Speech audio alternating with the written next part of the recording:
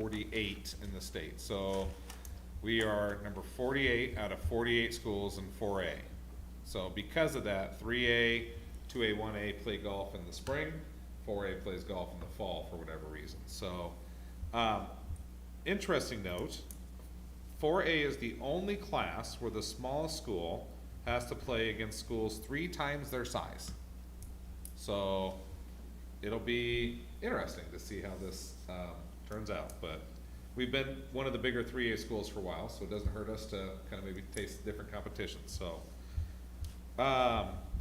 summer projects. So I'm gonna, oh wait, no, sorry, I'm gonna put that underneath my superintendent's report. I'm gonna make a note, commendation good news. I did a tour of all of 3 of the buildings this week. I did craft last week. And our custodial staff, full-timers and part-timers, are just doing just a tremendous job. Like, walking through, things seem fresh, they seem renewed.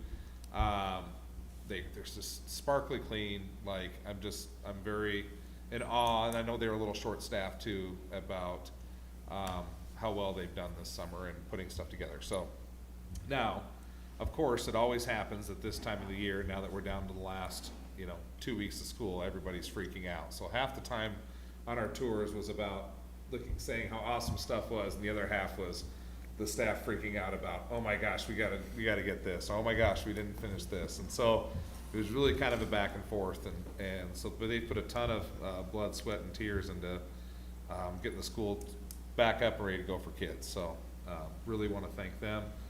We also had a fantastic lunch program this summer down at Craft for any students who wanted to come down and eat down there, so I want to give them a lot of kudos as well. They worked really hard and provided a great program for our students. And then we also had summer school took place this summer again. Did a phenomenal job from anybody who was involved with either teaching or administering or helping with the program.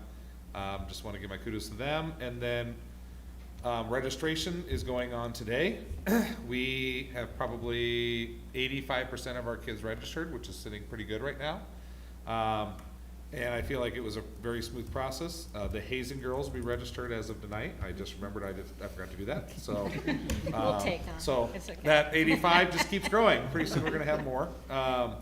So if you haven't registered out there in online land, please get your students registered. One of the things you'll note is that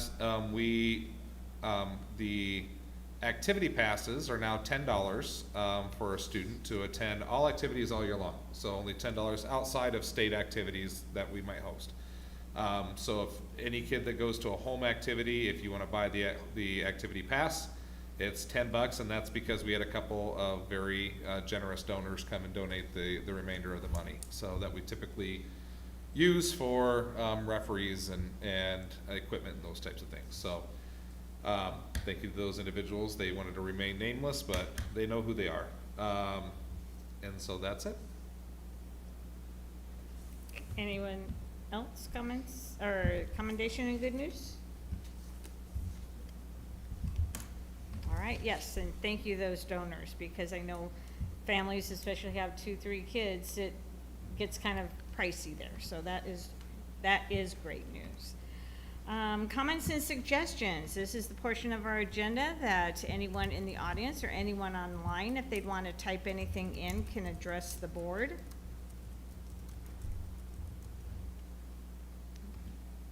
Okay, hearing none, we'll go on then to our consent agenda. Can I get a motion to approve? So moved. Second. Any discussion? We haven't updated, you sent us an updated personnel sheet? Yes.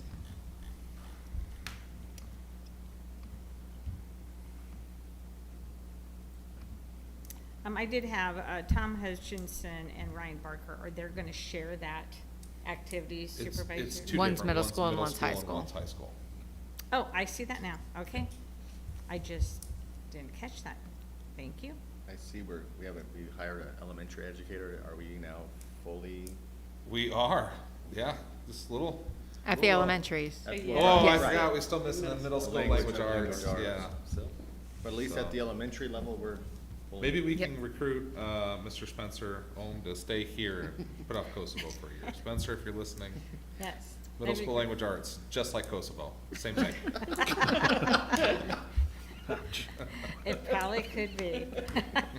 I was a middle school principal for 5 years, I can tell you, same. Okay, any discussion? You will see a couple, so if we go up a little bit, one of the changes that we made this year is, so high school, the football coaches, they're largely the same. And you'll see though that we have added some middle school, volleyball coaches. That is because one, we lost a couple middle school volleyball coaches, but two, we have so many kids that go out for volleyball in middle school that we were having a problem last year with fielding enough teams. So, we had technically an A, B, and C team last year, but we only had coaches for A and B. So then the C team kind of got left kind of in the shadows. And so that's where, after talking to a parent, and I didn't realize we had that many girls out, we've expanded our coaching staff. So that way, hopefully we can have somebody that wants to take the lead on the C kids. So I want, the last thing we want to do is discourage kids in junior high from going out for an activity that they want to go out to, because maybe at junior high, they're not necessarily where their peers are, but who knows by high school? There's so much that changes between body composition and competitiveness and interests and everything else that you don't want to deter kids at that young age. So if we can expand the coaching staff a little bit, give those kids a little bit more time, hopefully we can keep them engaged for longer. So that was the biggest change this year as far as staffing goes. Okay, we have a motion and a second. Vote please. Mrs. Peterson? Yes. Mr. Sorensen? Yes. Mr. Wright? Yes. Mr. Houston? Yes. Mrs. Shuffle? Yes. Report 6.01, Superintendent Report. So my report today is gonna be on facilities, because that's where, so a couple things. One, before we get going on this, we do have, and we'll talk about the bond here in a little bit, we gearing up the conversation with the community about the bond, but we also have a lot of summer stuff that we need to do just in general. So if you guys remember, we spend about $2.1 million a year on facilities, technology, maintenance, and transportation. And so if you go up, here's just the things that we've done. So if it is in yellow, that means we're done, it's over. If it's in green, it's not done. If it's in white, actually the termite treatment's done. We did have to do a termite treatment at Creft this last year. So that's when we build that. This reason we do this facility plan right here, because as we go throughout the summer, inevitably there's things that pop up. Like for instance, we added a driver on the back at Creft to try to be able to get more cars off the street. We'll do our pickup and drop off, or we'll do our drop off behind Creft this year, so it just gives us a longer lane, tries to get more cars off the street, hopefully alleviate traffic. But then as we did the walkthrough, I realized that there's not a sidewalk between where they're gonna drop them off and then the door. So then we were like, oh, I guess we gotta put in a sidewalk, cause they can't be walking through the mud, getting into the school. So there are some things yet that we keep some money aside to be able to make sure we can get done.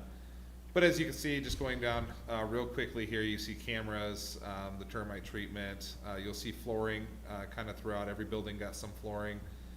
Keep going, you'll see some HVAC. Big project at Titan Hill was we electrostatically painted all the lockers. So all the lockers were kind of just like used lockers that we had gotten from somewhere and put in hallways and everywhere else. So many mismatched colors.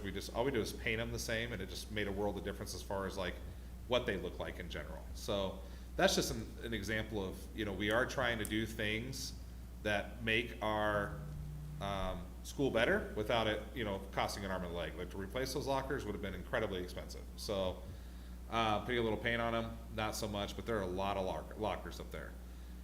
Keep going down, you'll see some pavement restoration. We are looking to replace the Titan graphic. Some kids like, once you get a little bit picked off, they like to pick it all off, and so the poor Titan needs some love in the front now. Keep going down, you'll see carpet again. You'll see we bought some coral risers at the middle school. The one they have now are borderline, they're pretty hairy, they're a little bit scary. So new coral risers. The sunken manhole in the asphalt, so that was a result of the last, we got that really big rain this summer and it flooded the middle school. For whatever reason, it just busted through right there. And so we had to do some pavement work around there. If you look along the middle school as you drive now, right along the Harry Langdon there, you'll see there used to be like a lot of shrubbery and stuff down kind of on the south side of the building, kind of by the multi-purpose room. We've taken that all out. I always thought it was kind of interesting that they would plant trees like 3 feet away from a building and just have it rub on there. So that's just taken out. It makes it look really nice and crisp. We put some benches there. Did some asphalt, keep going down. They're still waiting on a hot water storage tank. We're waiting on a middle school sign. You'll see that come up here in the next couple weeks. Mainly so we can identify the middle school for those who still think it's high school. So keep going down. So in the high school, if you go down to the high school, they have, if you go back up to the middle school, I am gonna point out one thing. So you're gonna see it's kind of a placeholder right now from, we had to have 2 lifts and pumps put in the high school, cause they failed on us. And then we had to, do a lot of pumping in one day where we had the middle school parking lot flooded.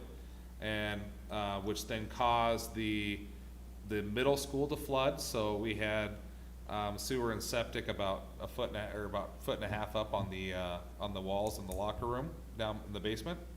So they pumped out, do you remember how many gallons it was, Andrea? I think it was 90,000. 90,000, they pumped out 90,000 gallons of stuff, just kept pumping and pumping and pumping, so those bills are gonna come due, and I would expect, those expenditures between the lift stations, the pump, and then the pumping, and then some other work that they've done to be in it'll probably be close to $100,000.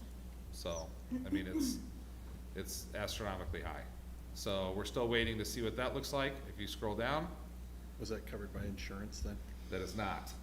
Okay. No, that's one of those natural events, so.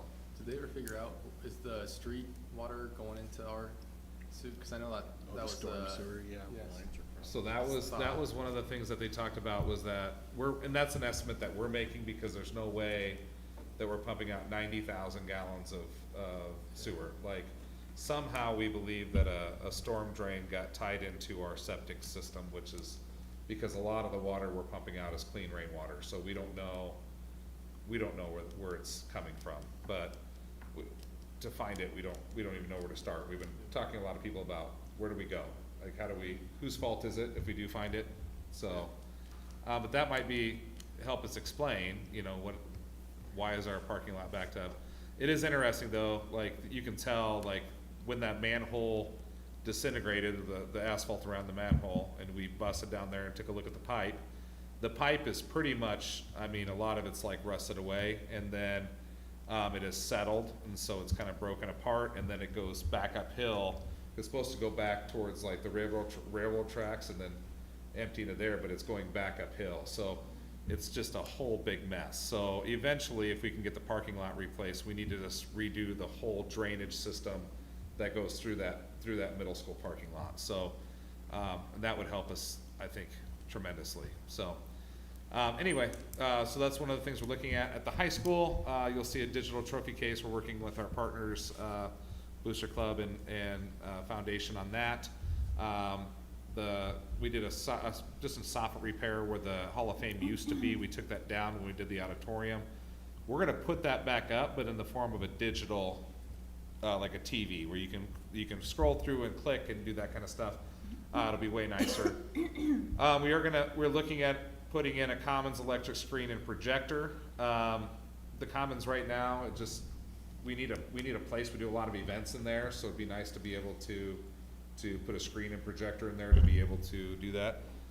Unfortunately, those are crazy expensive. I'll bring a bid to you next time. I've got 2 bids, both of which are around the $30,000 mark. So it's just very expensive. High school, main drive repair, if you keep going down, and then there's some little things. You'll see the welding lab is the biggest expense right there. Note that about 140,000 of that is paid for with grants, so it's not the 260,000.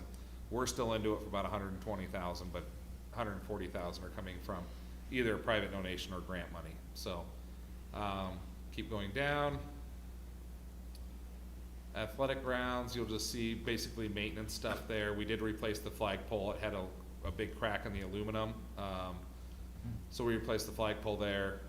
Otherwise, it's just maintenance items. Technology, you guys have seen this before. Chromebook purchases, keep going, are the big one there. Operations district-wide, so this is due diligence. HVAC controls, work with Alberio.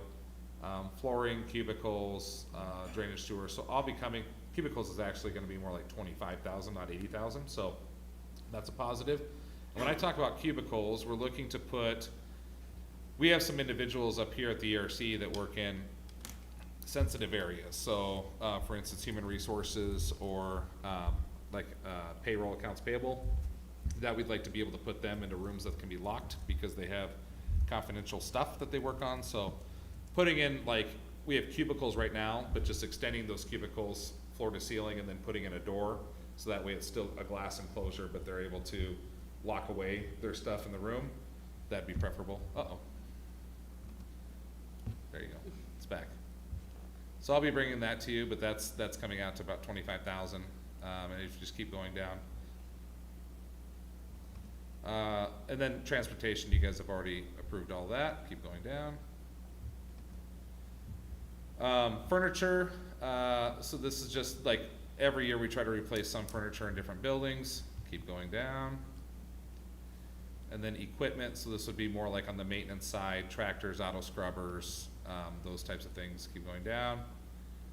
And then capital projects, so this is a separate line item. This is that 3.5 million we've kind of earmarked for roofs and HVAC for this summer/fall.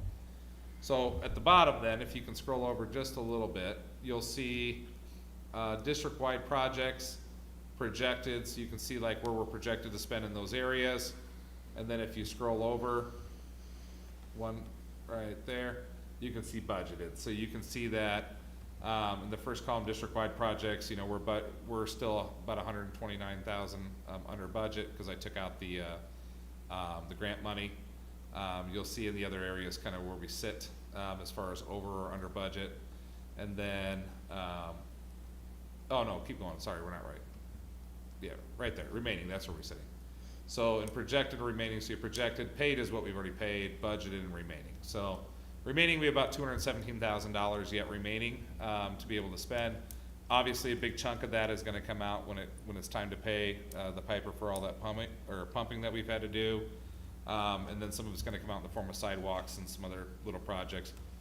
One of the things, for instance, that popped up was right in front of the activity doors at the high school. They walked out one day and they were unable to open the doors. All of them, not a single door could open. And it was because something happened that heaved all the pavement in front of it. And so all of it went up and you were not able to we were not able to open the doors. So we let it sit thinking it would settle back down. So we're like, oh, let it sit a month, see what happened. It never moved, it just stayed there. Every single door was unable to open. It was the weirdest thing. Well, then it got to the point where all right, well, we gotta open these doors because the fire marshal shows up and our kids that are up here for summer stuff can't get out the doors, we're in trouble. So we ended up taking it out and we called in one of our project advocate guys who came in and we were like, can you just look at this and let us know, are we safe to put it back in? Do we need to do something different? Is there some foundation stuff we need to look at? Why did this heave? He really didn't have an answer. He brought in a guy, they took a look at it, we ended up pouring it back in, so now it's low enough that the door is open, but just it was so weird. Never had anything like that before. So, but that was an unexpected expense. So I'm sure that we'll come up with some unexpected expenses, but being under budget's always a wonderful thing. I think last year we were slightly over budget, so this year we're under budget. So, do you guys have any questions about where we currently sit with these items? No. Are we on track still for the roof to finish up before school starts? Yeah, so the roof's gonna be real close. The roof's gonna be fine. The welding lab's gonna be real close. We went in there today a little disappointed. I mean, I expected them to be the drywall and all that should be done. It's not quite done, but when it is, I'd like to be able to do a tour. I'll contact the chamber and see if they wanna do, cause we're gonna open up the room. I'll invite Doc Rossick and his wife to come up and kind of have a little celebration to open it. So, gotten a lot of like really good feedback from, we sat one day and called about a dozen or so businesses right in the immediate area between, Red Oak here and Omaha, and everybody was super excited. I think we're gonna have some good partners, gonna be able to, get a lot of, donations slash just help, you know, and that's what I told them. I said, even if you can't donate, like, even being able to allow our kids to come onto your site and learn the trade, or being able to send somebody and talk about the trade, like, that's still a partnership, like, that's still awesome. So, a lot of people interested in helping with that, so, super pumped about that. And that's, oh, one of the things that I was gonna talk about as far as summer projects, so as we walk through, super excited about the state of things as far as cleanliness and those types of things. It's still amazing when you walk through some of the areas that are just in sore need of like more than just cleaning, you know, like you walk into one classroom and it feels perfectly fine. You walk literally into the next classroom and you start sweating instantly. You know, it's just HVAC issues. It's walk into a classroom and the floor is wet because of the condensation.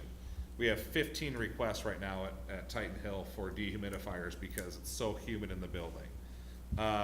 It gets so humid in the gym right now. Now we're gonna fix that because we're gonna do our own self-contained HVAC system with dehumidification in the gym. So that's gonna be fixed. But right now we made the decision not even to refinish the floors in the high school gym because it gets so humid in there that it makes the new floors slippery. So actually the old floors that are worn a little are better at the humidity. So today they were practicing, nobody was falling, it was great. So, but it's just the weirdest thing. Or like walking into certain areas and turning on the thing and be like, well, why doesn't that work? Be like, well, the plumbing isn't working, it worked for years. So like, just trying to figure out like, how do we get these things fixed? You know, how do we get our buildings in better state beyond cleaning? Cleaning, they've done a fantastic job. I can tell you there's hardly a speck of anything anywhere. So, but it just needs a little more love. So yeah, that's about it. Okay, we'll then go to 6.02, Geo Bond Communication Update. So we even worked with, Ms. Schwaller and myself. So Emma Schwaller is our new communications director. So let's welcome Emma first. Thank you. Okay, so she comes to us, she's a graduate of Lewis Central. Her parents both taught here in the Fords, so Beth and Brett Ford. And she comes to us from Unleash CB, or she ran the Unleash CB campaign, which is part of the Iowa Department of Tourism or the CB Department of Tourism, one of those two.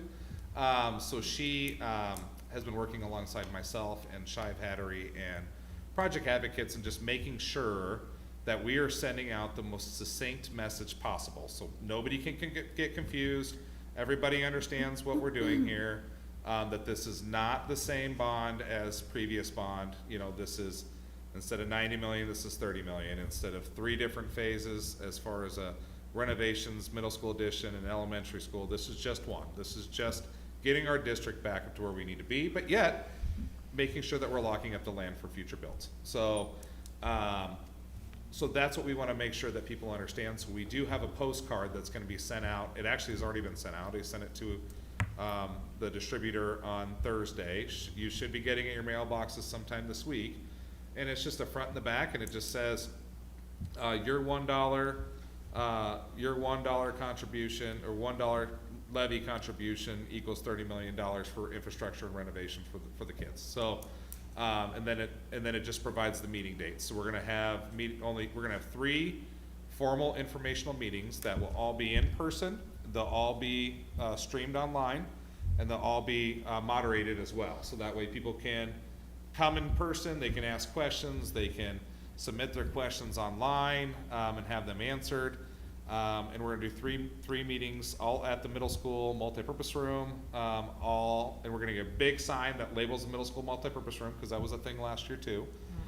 And they'll all be at 7 o'clock at night. So we are going to make sure that we're just communicating the heck out of those 3 meetings so people understand. They will be I won't be running the meetings, I'll be there as obviously a participant in the meetings, but there'll be different individuals that'll help run the meeting between Shive Hattery, project advocates, because they can speak to the technical side a lot better than I can. And then on October, in our October meeting, which is actually a Wednesday night, we're gonna have a guy from Piper Jaffray, who's a finance expert, come and explain the finance side better than I can. I can tell you this is what the levy is, I can tell you this is the approximate payoff. He'll be able to tell you how he got to those numbers, how he gets the approximate payoff date, what our valuations look like in the area, our growth expectation looks like in the area, what it looks like for us to borrow in the future, you know, those types of questions that they sometimes ask me, and I can muddle my way through it, or I can just bring the expert in and he can answer the questions. So the meeting dates are September 20th, Tuesday, August 20th, Tuesday, August 20th, Tuesday, September 10th, is that right? I don't have it right in front of me right now. I'll ask the expert over there. I'll make sure I get this right. 17th? August 20th, September 17th, and October 9th. That's it. Those are the three. So Tuesday, August 20th, Tuesday, September 17th, and then Wednesday, October 9th. We want to switch it up and do a different night. So, and then in between those, I will obviously go and talk to anybody at any time. So if you want to call here and have a conversation, be happy to do that. If they would like me to go and attend their neighborhood meetings, I'd love to do that. If they want me to attend a Kiwanis meeting or Knights of Columbus meeting, or, I mean, it really doesn't matter. I will go talk to anybody, anywhere, and basically just explain what it is, and then let people make up their own mind whether or not they think it's justified. You know, that's how the system works. We lay out an idea and a path, and this is how we're gonna be able to do our work, and then the community has to decide whether or not it's something that they wanna support. So, my job is simply information. So, any questions about communication? Emma's gonna do a great job for us as far as making sure that people understand when meetings are, what the projects are that we're gonna be doing, making sure people understand like why it's a need. So she's gonna take care of all that portion. On our website, we're currently working towards, we're gonna have the same website we had last year, www.lewiscentral.com/bond. It's not open yet. It'll be open tomorrow or the next day. So we're gonna make it live. People will be able to go on there. They'll be able to read about the bond campaign, read about what it's gonna cost, and then there's a table on there that'll explain what their taxes are. You know, like, and it's just a table right now. We're working towards getting a calculator, so you can actually put in your valuation on your house, and it'll tell you exactly what your, you know, yearly payment will be, you know, in addition. And note, when we say yearly payment, that's for the first year. As new buildings, as new houses, as new valuations come into the district, our levy changes every year because that's just the way it works. The more valuation we have in our area, the less of a tax levy individuals have because it gets spread out. So, when we say that, that's the maximum levy you would pay. So like for a $350,000 home, the maximum you would pay would be $150 or whatever it is a year total. So that's what we'll make sure that people understand. That's different from last year. Last year you would have paid about $550. So this year it's $150, you know, so there is a pretty significant difference. But that's where we sit right now. Any questions? All right, so we'll go on to our discussion items. 7.01 GHAEA SBI agreement. So our school-based interventionists do a lot in our buildings, but one of the things that they do the most of is they do like our attendance stuff. So when they talk about, so we actually employ them partly through a grant with the juvenile court system, and then we pay the other half. So because their role is to connect with individuals who are involved in the juvenile court system and work with them, but then they also do all of our attendance stuff, so anything that's tied to legal. this year, we've always had 2 days, like, so for instance, we get 5 days at the high school. We get 5 days at the middle school. At Titan Hill, we've always had 2 days, because it's just, we don't have a lot of kids involved with the juvenile court system in elementary school. We'd hope not. Knock on Yeah. wood, so. But we do have somebody a couple days a week, to be able to be their support, primarily attendance. The state did come through this year, and they they changed our attendance laws, so they're much more strict now, and they require a lot more compliance. And so we're requesting an extra day to help us with that compliance piece. So instead of 2 days a week, the position will be for 3 days a week. So the additional cost for us is $12,000.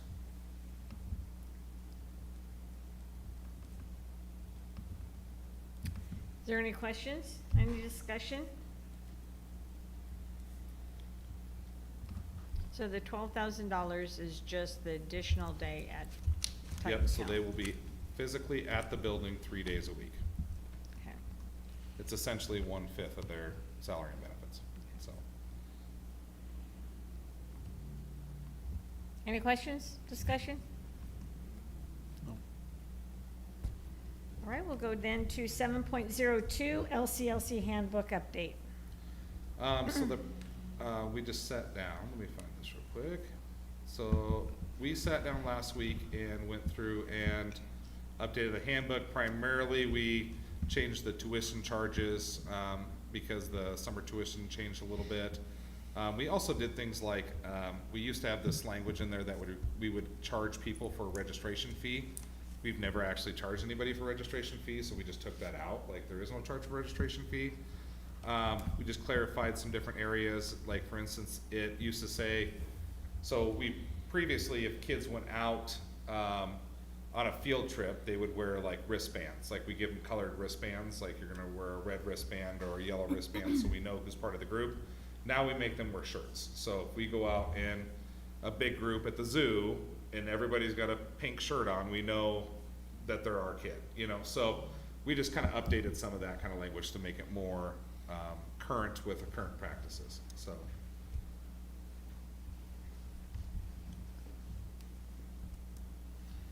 Is there any questions? Now this book or the handbook is given to Yeah. the parents. It is, yep, so it's part of their registration, so when Okay. they register, it's a link on their registration.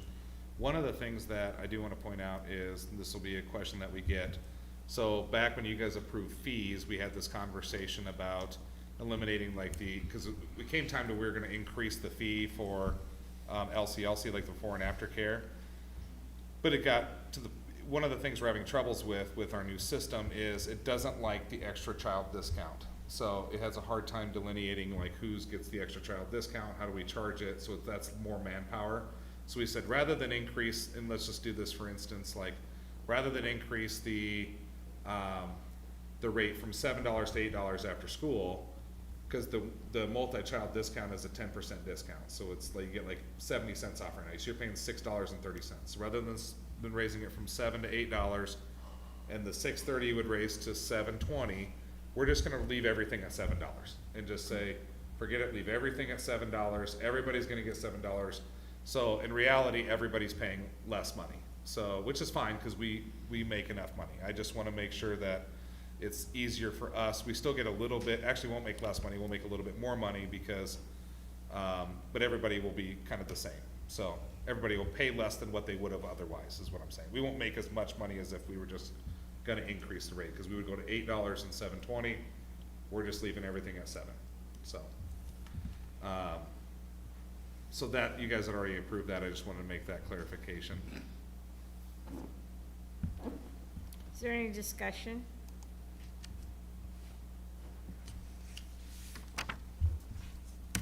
All right, we'll go then to 7.03, which is open enrollment request, and per Iowa Code 21.51A, closed session is appropriate to review or discuss records which are required or authorized by state or federal law to be kept confidential or to be kept confidential as a condition.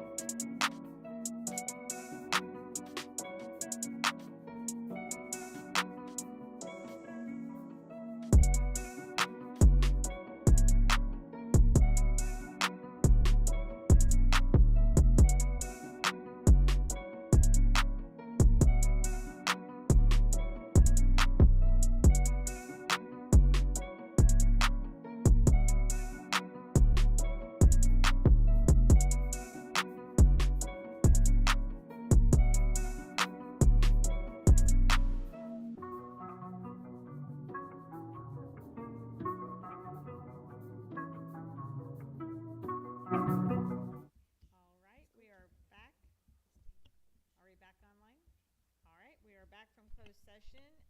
This is the second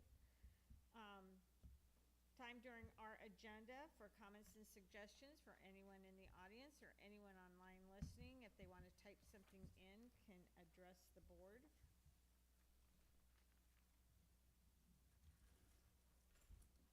All right, hearing none, we'll go on then to action items. 9.01, GHAEA SBI agreement. Madam President, Mr. Houston. I'd like to make a motion to approve the updated agreement with Greenhouse AEA for the Titan Health School-Based Interventionist. Second? And we have a second. Any discussion? Vote, please. Mr. Wright? Yes. Mr. Houston? Yes. Mrs. Peterson? Yes. Mr. Sorensen? Yes. Mrs. Shepherd? Yes. 9.02, LCLC handbook update. Madam President, Mr. Houston. I'd like to make a motion to approve the LCLC handbook update for the year 2024-2025. Second. We have a second. Any discussion? Vote, please. Mr. Houston? Yes. Mrs. Peterson? Yes. Mr. Sorensen? Yes. Mr. Wright? Yes. Mrs. Shepherd? Yes. 9.03, open enrollment request. Madam President, Mr. Houston. I'd like to make a motion to decline the open enrollment request discussed in closed session. Second? Any discussion?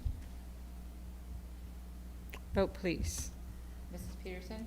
Yes. Mr. Sorensen? Yes. Mr. Wright? Yes. Mr. Houston? Yes. Mrs. Shepherd? Yes. All right, items of interest, future board meetings. Regular board meeting will be August 19th at 6:30. A bond referendum informational session will be at the August 20th. August 20th. I forgot to put August 20th on there. Oh, right, I did write it down. Okay. At the middle school multi-purpose room, that's August 20th. And when do our teachers start this So month? teachers are back on the 19th. We have new teacher orientation on the 14th and 15th. We're doing an awesome little para camp, so workshop, the 12th and 13th. We have some not instructional work, we have some Facilitation yep. training, the 9th and Facilitation. the 13th. Yep. The Lewis Central administrative staff will be in Des Moines this week for our School Administrators of Iowa Conference. And then, kids are back on the 23rd, and then we have a variety of open houses and supply drop-off and all sorts of fun stuff that week of the 20th, so. Okay, and then, welcome back to teachers will be, That's on that's on Tuesday morning on the Tuesday. 20th. All right. Breakfast starts at 7:30. The meeting will start at 8:30. If anybody has a couple hours free, they want to come eat breakfast with the staff and say hi, and, you know, that would be awesome. So, okay. Anything else? Nope. Well, my computer wasn't powered or charged, so I have 3 minutes before it dies, so it's good timing. Yeah. Can I get a motion to adjourn? So moved. Second. All in favor, say aye. Aye. Opposed? We're adjourned. all right. Thank you.